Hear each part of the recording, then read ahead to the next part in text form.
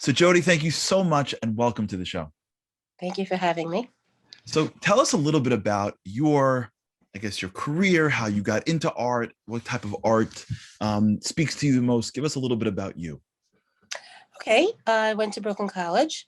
I actually have been drawing and painting like most artists from a very young age, Mhm, copying comic book characters and things like that. mhm. Got a lot of great approval for it. So there's nothing like positive reinforcement to push you further. Uh, so it became a thing.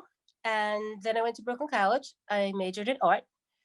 Um, Also met my husband there. Mm, Uh, and worked then, out and good. then, yeah, it really did. And then I also went to the School of Visual Arts. I got a master's degree. Wow. Um, I adore artwork. I adore everything about it. I love the process. Even, I always tell my kids the story about when I first met my husband, and he said to me, "Your fingers are always dirty. Why are your fingers always dirty?" Mhm. I said, "I'm an art student. If my fingers were not dirty, we would have a problem with my artwork." Right. So I love the process. I love being immersed in art. I teach art, and that gives me enormous joy. Wow. Um, I own Zelda's Art World, so I Hmm. get to interact with a lot of artists, which is also probably the best part of my day when I'm there. Hmm. I teach there, and I teach in a girls' high school. I teach in YDE, and that's a great experience. I love most forms of art. I can appreciate most forms of art. I myself, I kind of go back and forth. I go from hyper realism to more abstract things, Hmm. depending on what it is. It really depends on the subject matter for me. So if you look at some of my work, you'll see that some of them very highly realistic, and then some of them are not so much. It depends on my experience of the person and what it is I'm trying to communicate. Right. So, what's interesting about art, now I know very little about it.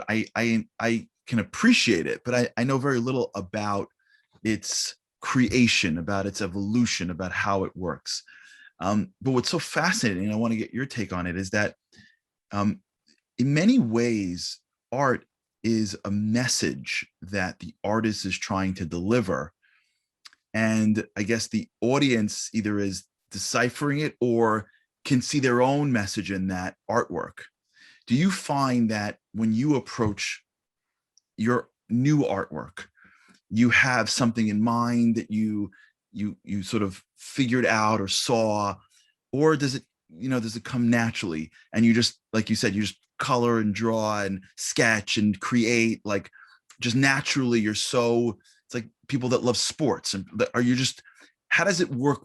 How do you develop your own internal art or your artwork? So for me, it usually is something happens that moves me. Mm, Either I've learned something, or I've experienced something, I've met somebody, mm, and I'm moved in some way that that then drives me to want to share my experience of it. mm-hmm, It's such a great method of communication, mm-hmm, because while the message is out there, that the artist definitely includes their soul in their artwork. So you get the message, you get the artist, you get on a surface just hopefully something pleasant to look at. It covers so many bases, and for me personally, the paintings that I have had the most satisfaction from are paintings that come from my being inspired. I've done paintings, where people have commissioned me to do works of art that are not particularly meaningful to me. I would say that to an outside looker, an outside observer, they're accurate. They look like what they're supposed to look like, but they don't really have the soul that I would want to, let's say, hang in my house. In my house, in my dollar, in my immediate environment. I would want something that stirs me. amazing. Do you find that people have an appreciation for Jewish art, that I people are do. looking for it? I do. In fact, I think that unfortunately there isn't enough of it. When I was teaching, for example, when I was teaching, I teach a class called Art Appreciation in high school, and it's a hard subject to teach in an Orthodox school because so much of what was created over the years was religious art that's not appropriate for us. Hmm. So one of the ways that I found to circumvent that was to look for, let's say, during the medieval period where everything was religious. I went into Jewish manuscripts, illuminated manuscripts, mostly Haggadahs and things like Tehillim and Shir Hashirim, things like that, so that I was able to explain to the girls that although we were limited in some way, we didn't need to be limited. We could still produce things that were absolutely breathtakingly beautiful. What are some artwork that you think people who are just hearing this for the first time, who, this piques their interest? Are there places to go online? Are there specific art that you say, listen, you gotta Google this or that? Is there anything that someone could introduce themselves with in the world of Jewish art? So I'm not a really big fan of art lessons online, mainly because I think you need a teacher to say to you, this, you did this thing, you followed what I did. Um, Let me explain to you why this is not particularly effective. Mm-hmm. I know when I was an art student, I had I won't mention his name. He's an extremely renowned painter. His paintings are in the Museum of Modern Art. That's how renowned he was. He was Mm-hmm. amazing. He's actually still alive. I understand he's 97 or 98 years old. He's an amazing, amazing, amazing painter.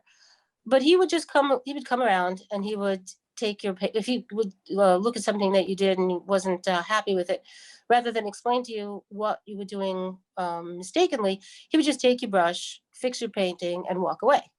Well, I find that that's a lot of, and that was a terrible experience, obviously, but I find that you need to have that interaction. I find most learning, most educating, Mm-hmm. you really do need to have a human interaction. Mhm. Very good. Very good. Well, we appreciate you being here. Appreciate what you do. Right? Is there, before you go, is there one painting, one artwork, I should say, that is your favorite that you can tell us about? Of mine, Hmm. painting of mine. Yeah, I sent in a painting called it's a painting of an old Yemenite woman. Hmm. It's actually my friend's grandmother. Wow. Yeah, she was this. I never met this woman, but I met her daughter, her granddaughter, her great granddaughter, and her great grandchildren, Wow. which was pretty amazing. Yeah. And I'll tell you the reason I love it is because it goes back to a story. If you see, she's very wrinkled and she's old, and it shows. There's an interesting story about the portraitist for Queen Elizabeth, and he loved the Queen, and he did a beautiful painting of her. When he showed it to the Queen said, "Where are my wrinkles?" And he said, "Well, because I love the Queen, I wanted to paint her youthful and beautiful the way she was." And the Queen said, "Absolutely not. I earned all of those wrinkles. Hmm. Put them back in." Great. And when I look at that painting of that woman, I didn't beautify it at all. I didn't glorify it in any way. This woman had been through everything, So you beautiful. know. Yeah, she lived in Yemen. She went from Yemen to Israel. She raised children. She lost children. She really went through everything. Yeah. And I really wanted that to show on her face Yeah. because she earned it. Yeah.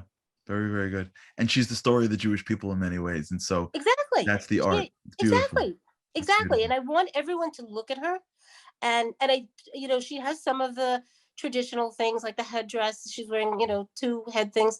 But her clothing, I left her as she was. Yeah. She Yeah. deserves the honor of holding her head up exactly as she Yeah. is. And it's interesting as you say it, I'm thinking of my grandparents, and I'm sure everyone's thinking of, hey, you know what? My grandmother, great mother, whoever ate mother, wherever you are on that totem pole, of that generation of people that I think you've painted her in. Um, Everyone's thinking, yeah, that's not only the story of our people, the story of my own family. So it has such deep meaning. And I can see now when someone sees that painting, they not only see her, but they see themselves maybe. You see an entire history in this woman. Yeah. Yeah. Beautiful.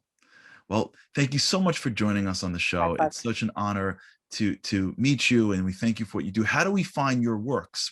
How do we go on and find your works? Um, Are they online somewhere that we can look at them? How do we get to they you? are not online, but I would answer anybody's request to see any of my artwork if they were thinking about either a purchase or, by the way, I do also offer people, and I don't do this for money, people that are painters that have issues with their painting or hit road bumps in their painting. I'm painting for decades. I've probably encountered every problem that you Mhm. could possibly imagine.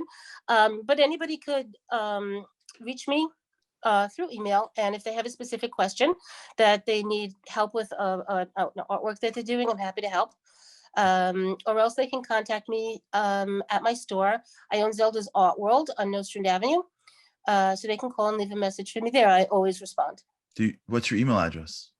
So it's Jodi, Jodi, Mhm. at zeldasartworld.com. Amazing. Thank you so much. My Really pleasure. appreciate you being here. My pleasure. Thank you very much for having me. Thanks so much for watching. For more content, like and subscribe, and be sure to tune in live every Thursday at 8 p.m. Eastern at theshabbatshow.com or right here on YouTube.